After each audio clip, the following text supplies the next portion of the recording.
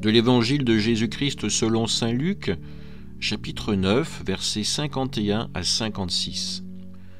Comme s'accomplissait le temps où il allait être enlevé au ciel, Jésus, le visage déterminé, prit la route de Jérusalem. Il envoya en avant de lui des messagers. Ceux-ci se mirent en route et entrèrent dans un village de Samaritains pour préparer sa venue. Mais on refusa de le recevoir parce qu'il se dirigeait vers Jérusalem. Voyant cela, les disciples, Jacques et Jean, dirent « Seigneur, veux-tu que nous ordonnions qu'un feu tombe du ciel et les détruise ?»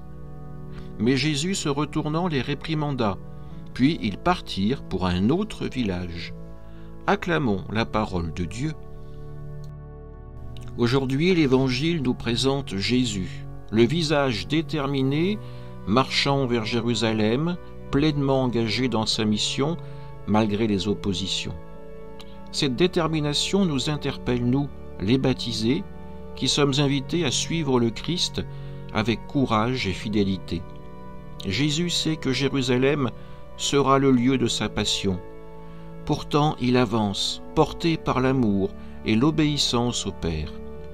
Cette fermeté n'est pas une rigidité aveugle, c'est avant tout une confiance absolue en la volonté divine.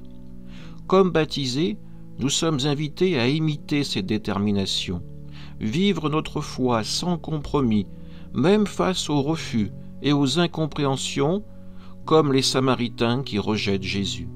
Ils refusent de l'accueillir, mais Jésus ne répond pas par la colère ou la vengeance, contrairement à la suggestion des disciples Jacques et Jean. Jésus choisit la paix. Il poursuit son chemin.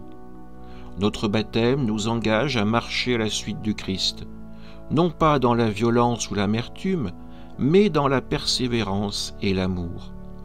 Être déterminé, c'est avancer malgré les obstacles, en restant fidèle à l'Évangile, en témoignant par nos actes et notre douceur.